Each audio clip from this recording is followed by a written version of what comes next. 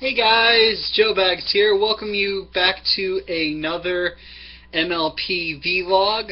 I know I said I'd do one with my sister, but after watching this episode, I ultimately decided that I should do an episode that both she and I really liked. Today's episode is Castle Sweet Castle. It came out on Saturday. In this episode, Twilight is basically trying to find as many activities to do as she possibly can because she doesn't want to be in her new castle, because it pretty much addresses all the problems that the fans had with the castle. It's dark, it's really loud, it's really empty, and it's really big and makes you feel small. So her friends decide to kind of surprise her by decorating the castle up for her, and they send her off to the spa with Spike to, keep Twilight busy. And while they're keeping busy, the rest of the main six all try to build the castle up the way they would feel it would make them feel at home. And it is there they realize that it isn't Twilight's home and it's just a big mess. And so they manage to put it all together in time for when Twilight comes back, and they pretty much try to help Twilight break into her brand new tree castle home. So I found this episode to rank somewhere in between okay and meh. But the story was incredibly predictable. The song that was introduced for this episode, it was the first song so far in My Little Pony that was written to be intentionally good, but I just couldn't tap my toes to it. I didn't think it was all that great. I have heard worse songs from this show before. It just wasn't my cup of tea. And of course, the fan service was obnoxious. Like how the whole episode would just keep showering all these things that the fans would really overgeneralize about the main six. And of course, Bulk Biceps cameo, whom, by the way, I'm not calling him Bulk Biceps, I'm not calling him Snowflake, I'm just calling him what he is, a running gag. But as much as I'm panning this episode for being predictable and pandering to the fans, I will say that the fan service, it's not the worst I've ever seen.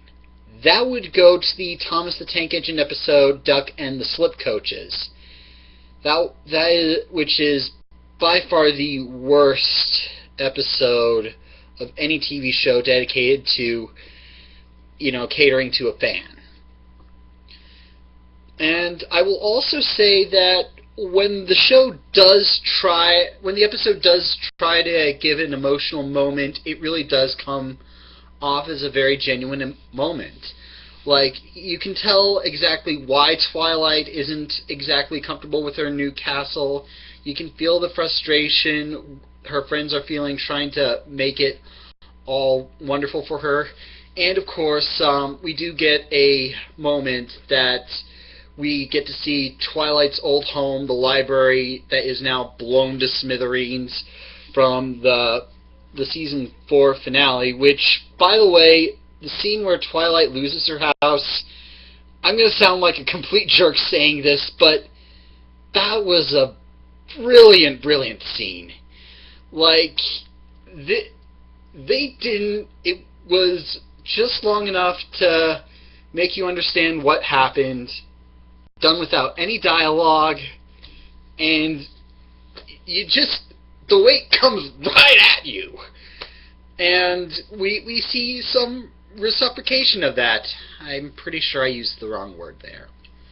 But either way, and I will give this show credit, as predictable and unoriginal as the story is, it does do something fresh with this story, and that is the characters learning their lesson throughout the course of the whole episode.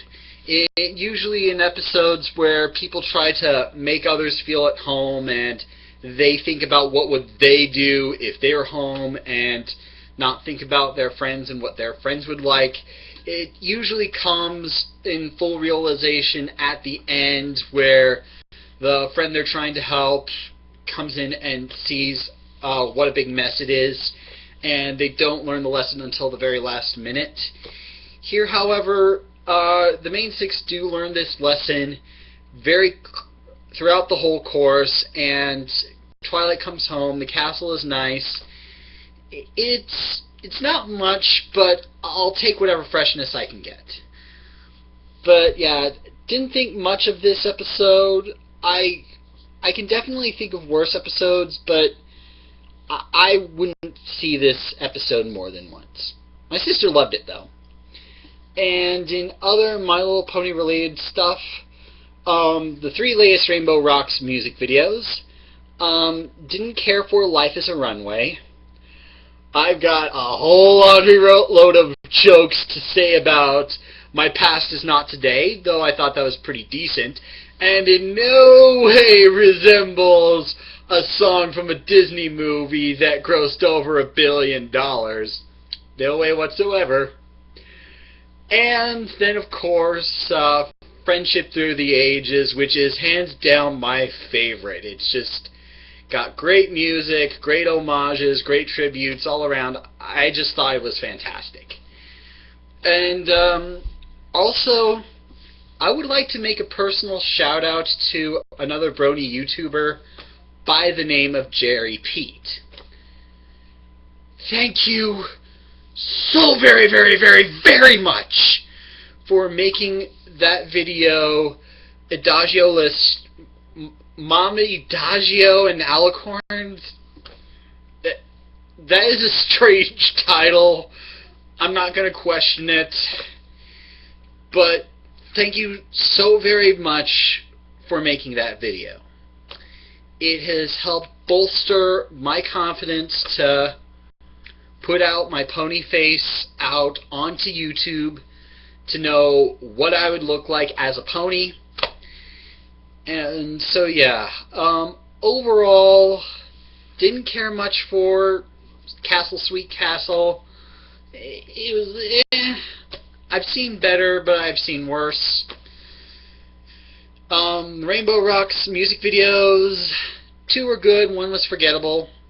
And of course, Jerry Pete, thank you so much for making that video. I will put a link to the description and to your channel, which, by the way, I have subscribed to.